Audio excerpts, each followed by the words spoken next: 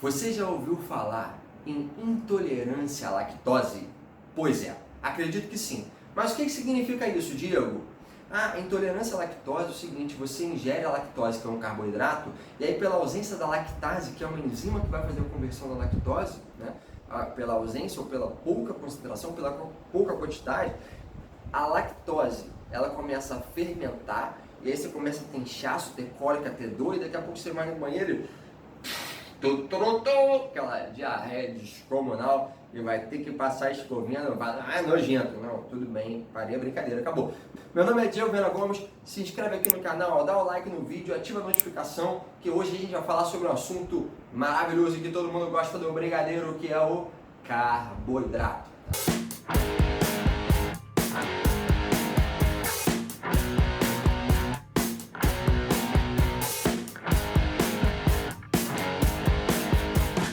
O que é carboidrato? Quando a gente fala de bioquímica de carboidrato, falando da constituição, né, do carboidrato, de como ele funciona, de como ele é dividido. Então você deve falar, o que é carboidrato? Macarrão, carboidrato, coxinha, carboidrato, brigadeiro. Ah, mas carboidrato, não é carboidrato, não é coisa doce?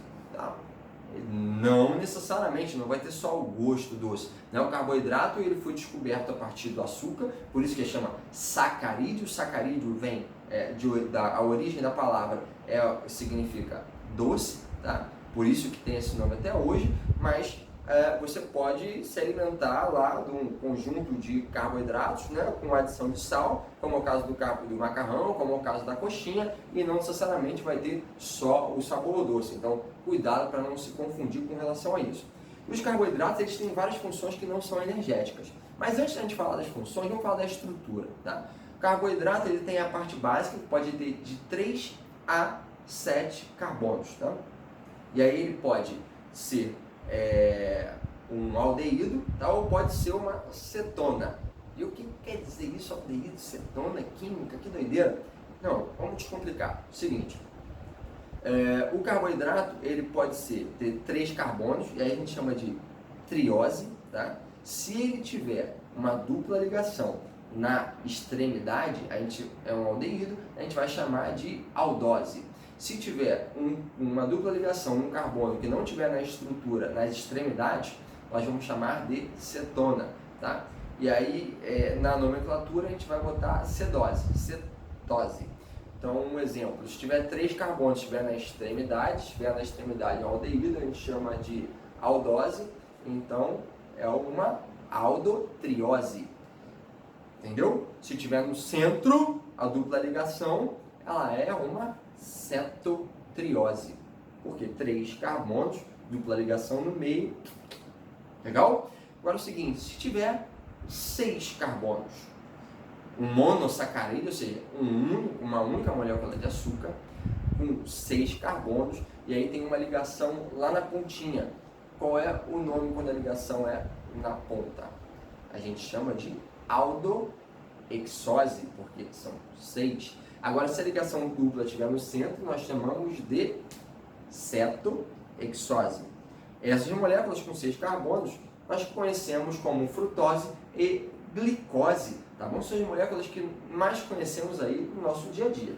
Mas tem outros, tem a galactose, tá? Que também é um monossacarídeo. Existem as pentoses, como os elementos que formam aí o RNA e o DNA. Então, esses são monossacarídeos, está nessa estrutura básica. Mas os monossacarídeos podem se ligar e formar moléculas que são disacarídeos. Por que di? Porque são 2. Então, se eu ligo, por exemplo, uma glicose e uma outra glicose, eu formo um disacarídeo chamado de quê? De maltose. Agora, olha só, se eu tenho uma glicose e uma frutose, nosso açúcar de cozinha, qual é o elemento? Qual é o elemento? Sacarose. Isso aí, muito bom. É o nosso açúcar que a gente usa no dia a dia, o açúcar de cozinha. Agora, o açúcar ele é hidrofílico, ou seja, ele tem uma alta capacidade de se ligar, ou seja, diluir as moléculas de água, né?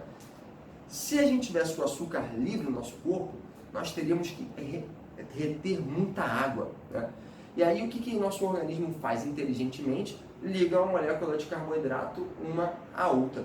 E aí quando liga as moléculas de carboidrato umas às outras, eles tornam polissacarídeo. tá? Um polissacarídeo porque são várias moléculas, vários sacarídeos juntos. E aí nosso corpo, esse polissacarídeo chamamos de glicogênio, que é a forma como o carboidrato fica armazenado, tanto no fígado quanto no músculo. Nos vegetais, que é onde a gente pega lá o carboidrato, que a gente geralmente guarda, nós chamamos de amido, é a forma como os vegetais armazenam o carboidrato. Agora, eles têm outros polissacarídeos que tem na nossa célula, no nosso corpo. Um exemplo, o ácido hialurônico. O que faz o ácido hialurônico?